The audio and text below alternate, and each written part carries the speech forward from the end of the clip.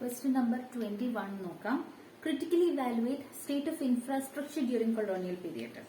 അപ്പോൾ ബ്രിട്ടീഷിന്റെ ആ ഒരു സെൽഫിഷ് ആയിട്ടുള്ള എയിംസിന് വേണ്ടിയിട്ടായിരുന്നു ഇൻഫ്രാസ്ട്രക്ചർ അന്ന് കൊണ്ടുവന്നത് എന്നുള്ള റിലേറ്റഡ് ആയിട്ടാണ് എഴുതേണ്ടത്. British had selfish motives. Roads എന്തിനായിരുന്നു? Mobilising army within India. It served a colonial interest more than the welfare of people. Positives എന്തൊക്കെയായിരുന്നു? English education benefited India.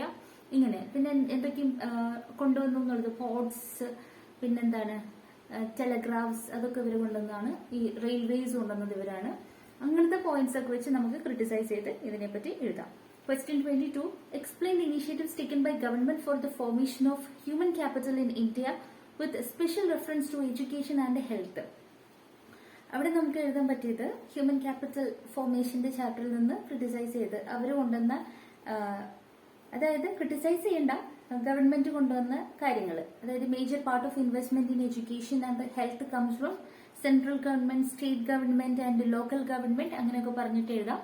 പിന്നെ എഡ്യൂക്കേഷനിൽ എന്തൊക്കെ ഇൻവെസ്റ്റ്മെന്റ് നടത്തി, എഡ്യൂക്കേഷനെ പറ്റിയിട്ടും ഹെൽത്തിനെ പറ്റി എഴുതാം. പിന്നെ നിങ്ങൾക്ക് ആ എഡ്യൂക്കേഷൻ പറ്റി കണക്ട് ചെയ്ത് എഴുതാൻ അറിയുന്ന കാര്യങ്ങളൊക്കെ, എഡ്യൂക്കേഷൻ റിലേറ്റഡ് ആയിട്ടുള്ള മറ്റേ UGC, NCERT അതൊക്കെ എഴുതാം. പിന്നെ ഈ നമ്മുടെ ഹെൽത്തിന്റെ വരുന്ന മറ്റേ ICMR അങ്ങനത്തെ ഇതൊക്കെ ഇല്ലേ, അതൊക്കെ വെച്ച് കണക്ട് ചെയ്ത് നിങ്ങൾക്ക് അത് എഴുതാവുന്നതാണ്. Question 23. Explain development strategies of China.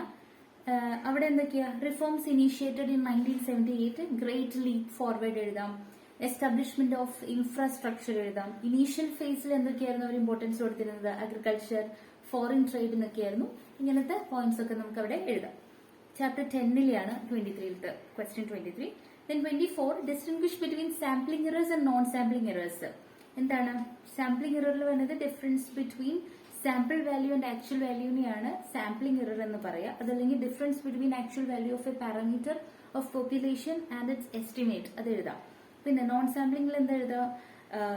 Non sampling error is more serious than sampling error because sampling error can be minimised by taking large sample. പിന്നെ എന്താണ്? സെൻസസിൽ വരുന്നത് നോൺ സാമ്പിളിംഗ് എറർ ആണ്. ഈ പോയിന്റ്സ് ഒക്കെ എഴുതാവുന്നതാണ്. പ്രോബ്ലംസ് ഒരു വീഡിയോ ആയിട്ട് ചെയ്യാം. ഓക്കെ.